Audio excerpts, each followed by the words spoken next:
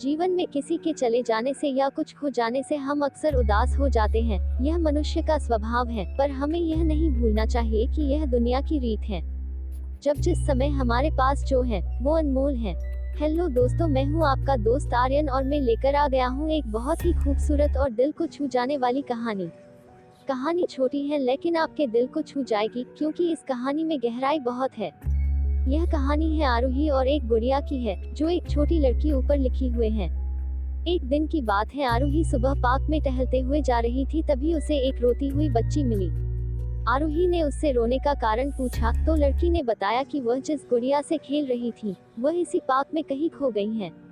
आरूही ने उस बच्ची को उसकी गुड़िया ढूंढ लाने का आश्वासन दिया, जिससे वह बच्ची चुप हो गई।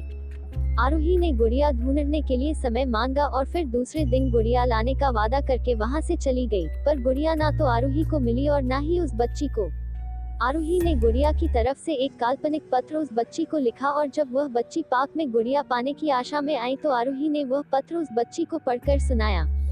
पत्र इस प्रकार था, कृपया रोना मत, मैं समय समय पर उस गुड़िया के बारे में तुम्हें लिखती रहूंगी, बस तुम रोना मत। अब आरूही रोज उस खोई हुई गुड़िया की तरफ से काल्पनिक पत्र लिखने लगी और लगभग रोज ही उस बच्ची को पढ़कर सुनाती, जो कि यात्रा का काल्पनिक वर्णन हुआ करता था।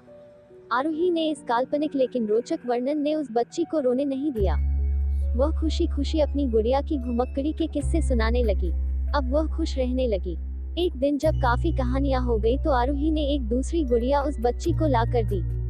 जाहिर है वह गुड़िया बदली हुई थी। उस बच्ची को अपनी खोई हुई पुरानी गुड़िया जैसे नहीं लगी, तो वह आरूही की ओर देखने लगी। आरूही अनजान बनते हुए गुड़िया में चिपकी एक चिट को निकाल कर पढ़ने लगी।